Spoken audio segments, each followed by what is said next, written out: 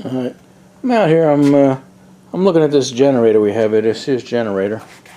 Last night was engine night and we had nothing to do, it was getting late and we just figured let's throw it up here and try and start it. And we made a half-ass attempt, you know, and had a bad gas line. So we tried this this vinyl I had here. I didn't have the right gas line. But what's supposed to be going up here is they usually have like a right angle shut-off valve here, you know, and that sort of goes to there. So I ordered a shut-off valve for it, a right angle shut-off valve, and I'll go pick up some gas line. But I still don't know what year this is. So what I'm going to do is I really can't find any information on it. I did find a blow-up on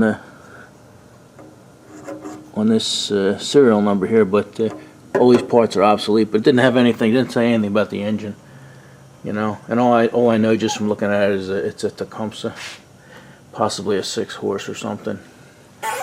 But I'm going to take the shroud off here. I'm going to see if I can find some numbers. I think the numbers might be behind here if there are any. And then there's a few other things I looked at and I didn't like. So I'm kind of glad we weren't able to start it, because I probably could have. I have more line over here. I probably could have used this plastic line here, and that would have got us. That would have got us started, but no need. I mean, like I say, we were just looking for something to do. And I was looking at this carburetor, and I've never seen one like this. And by that I mean it has this square block here and this round one here, and it looks like it's made to. The holes aren't threaded, but it looks like they're made to thread and hold something. But it's still basically the same as the older carburetors. This is just, they're just missing the blocks. There's another one. Another one. So this is something new to me, and that probably has something to do with the year. But everything was everything was leaking, and here's something that I seen and I didn't like right here. It's that RTV red silicone and stuff. So they must, instead of having the rubber in there, it's possible that's you know, has some of that in there. Plus right here, looks like they put it together with that. So what I'm gonna do is I have plenty of rebuild kits. I ordered a bunch from China. I figured they're gonna come from China anyway. I might as well get them cheaper, and I wasn't in any hurry. So I'll rebuild that carburetor, because it's, on a generator, it's pretty critical. You don't want a generator hunting, you know, and you know, varying in the speeds and stuff. So we'll rebuild that. And then there was a few other things I looked at. I'm not sure if this is stock on an engine like this clean air filter, because I noticed it was riveted on and it looked kind of strange. Plus it was like a nipple under there. I'll show you when I take it apart, and I don't know what that goes to or why it's there. So let me take the shroud off and take the air cleaner off, and we'll take a better look at it. Alright, I took the shroud off. Let me turn that fan off so you can hear me. Alright, like I was saying, I took the shroud off and I thought the numbers were going to be here. This was behind the gas tank, but I don't see anything. But then I was looking here, and you guys see what I see? I think I see a number right here, like a 10 or something. So let's see if we can wipe that off. I just have it sitting in the vise here. Look at that. It was in front of us all the time. Whoa! Oh! You okay? I told you it was just sitting there. Okay, let me wipe that dry and see if we can read them numbers. Okay. I was able to, I had to sand it because it was rusting right there. I hate to do that, but I had to do it. So, looks like we might have 143 72 6032, serial number 3144D. So that might help us. Maybe a light would help us. No. It would hinder us. Alright, so maybe we can find something out from that. at least a year. Okay, let me take this carburetor apart. Alright, I took the wing nut off here. Let's take this off. That's a pretty good filter. That's a thick steel there for something like that. I didn't think it was original, but then I'm looking on it and it actually says the Tecumseh on there. There we go. There we go. It's focusing in. So that's a good point. Yeah, I thought it was somebody put it on there because it's held on with pop rivets, and you very rarely. I've never seen anything factory put on pop rivets. You know, you'd think something like this would have been screwed on. So that's something that looks strange to me. And then if you look under here, it's got a nipple of some kind. Let me put the light on. Here we go. Yeah, it's got a nipple of some kind. So I don't know where that goes to. It's got to be some kind of air or vacuum or something. I don't know. Anybody knows? Let me know.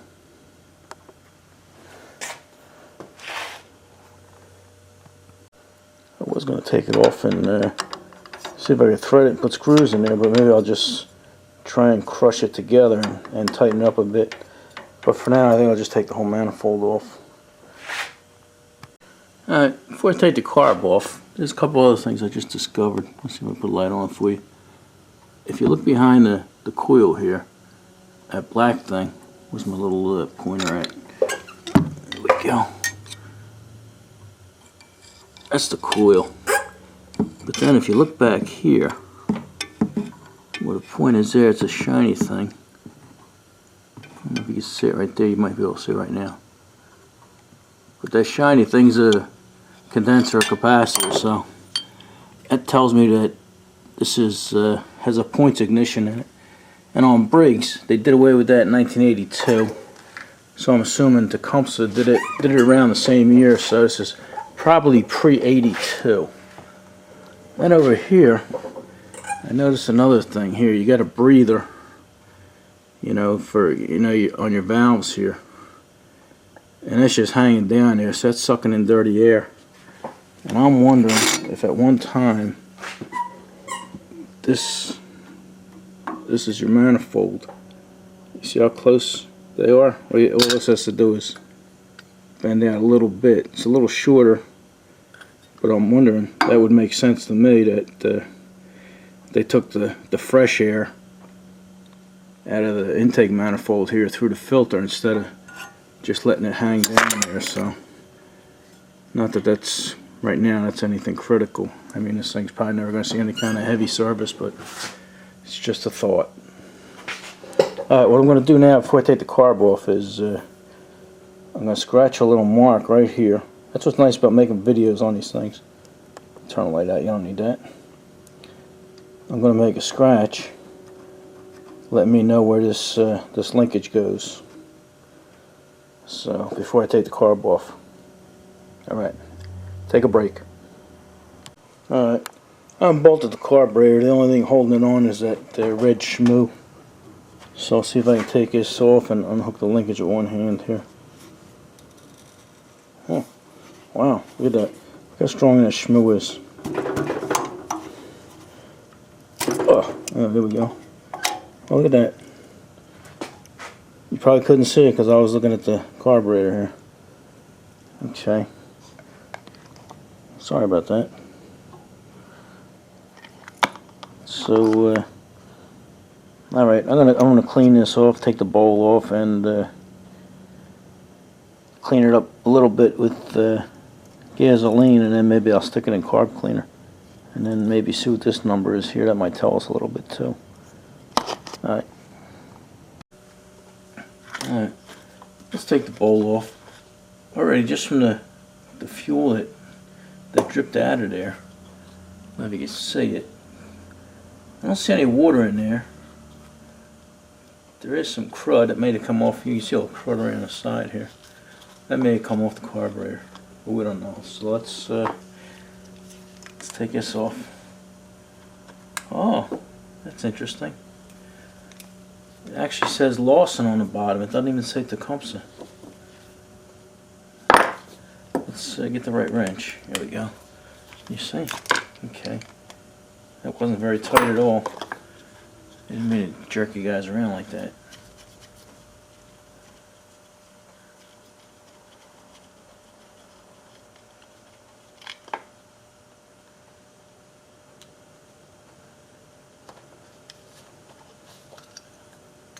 Huh. Okay. Not bad. Doesn't need a cleaning. There is some rust in there. Float ball's ready to come off. I don't know what to do here. I only got 2 hands. Alright, let me put this down. Alright. Float bowl. Yeah. Let's see what we got here. Float bowl does have a little corrosion here.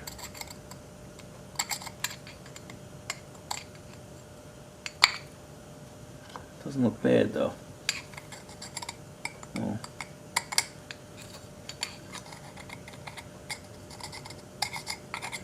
I do have extra bowls here, so maybe we'll treat it to a new one. But it doesn't look bad. Interesting. I don't know if you guys can see that. But it says Lawson products, Lawson Power products. All right. Oh, I got you there. Oh, here you go. I got a pair of vice grips right here. Take the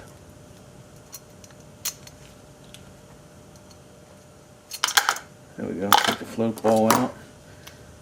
See, I'm gonna clean all this stuff off before I put it in the cleaner over there. Thought I seen something moving in there. Alright. Yeah, this is it's seen some better days. Yeah, good thing I did take this apart, because look how bad this gasket is here. It just fell off and it's breaking apart. Look at that. Alright, good deal. I'm glad we took it apart. And then like I say, I'm going to clean this off a little bit so I don't get my carb cleaner too dirty, and then we'll just let it soak. Take this off here. This sounds good too. Sometimes you shake it, you'll hear gas in there. What I'll do is I'll submerge this. It may just be dry. I'll submerge this and see if there's any air bubbles coming out. Alright. Alright. I washed it down and cleaned it up with gasoline, and it's pretty clean. But I'm going to let it soak in this stuff here. It's the best stuff I've found. It's been around since 1918. It's a Berryman's Chem Dip. I'll leave a link in the description for you. It's good stuff.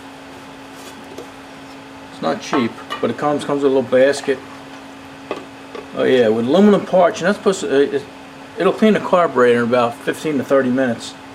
And it says aluminum carburetors with a coating on it don't leave in for more than 4 hours, so we'll stick this in. We'll leave this in for about an hour or so, and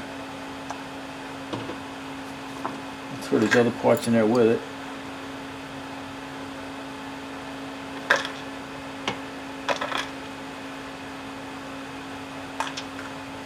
And this here, I may reuse this jet, I'm not sure, but we'll see how many turns it is. Okay, there's 1 3/4.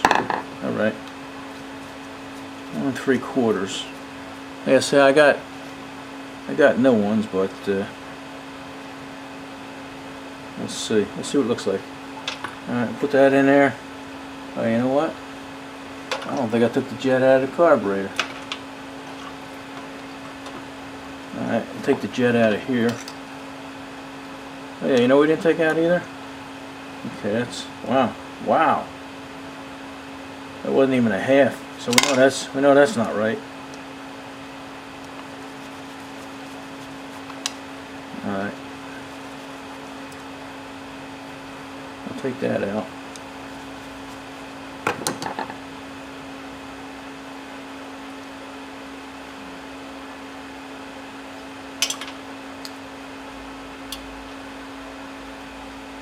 Alright, let me get my my little tool for pulling this seat out here. Don't go away, I'll be right back.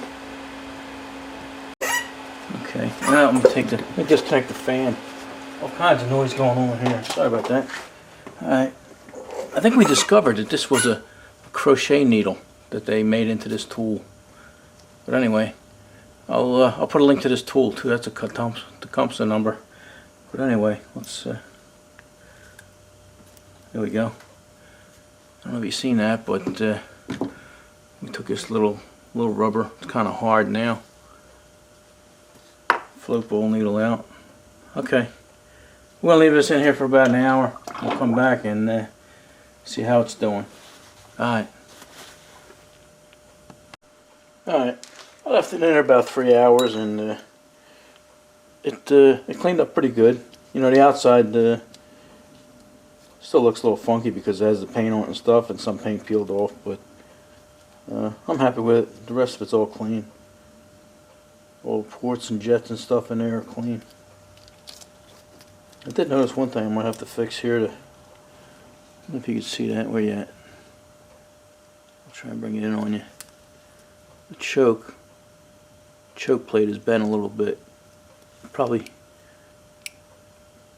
wouldn't make much of a difference, but I mean, it does close, but you know, a little bit of air might slip through, but then there are holes there anyway for the air to get through. So I might take that off and straighten that. But other than that, it looks like it's pretty good carb. Float ball checks out. That wasn't any holes in that or anything. And the rest of this stuff, I think I may use these old. I like using if the jets and the needles are okay. I like to reuse them. So these all look pretty good. The reason I like doing that because I think the metal from the older stuff is a lot better. You know, now the newer stuff is kind of junk.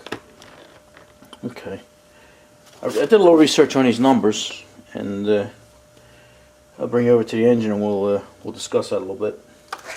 Alright, did a little research, and this number here, like I said, I thought that was a parts number, you know, like a SEARS number, and it was, you know. And I found that number, and all that did was tell me the displacement, which was 13.53, and that's about a 6 horse, I guess. And this serial with Tecumseh, they say that the first number is the year, so it's either a 73 or an 83, and that's the day it was made, 144. That's the 144th day of the year.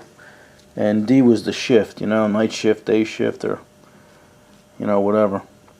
But anyway, looking at the engine, I was leaning towards 73, but then, you know, when did they start using plastic flywheels? Would it have been that far back? That makes me think it might be an 83. You know, and if you look over here, I don't know if you can see that, but it says made in the USA, you know, so that makes me think it might be a, you know, 73. So I don't know.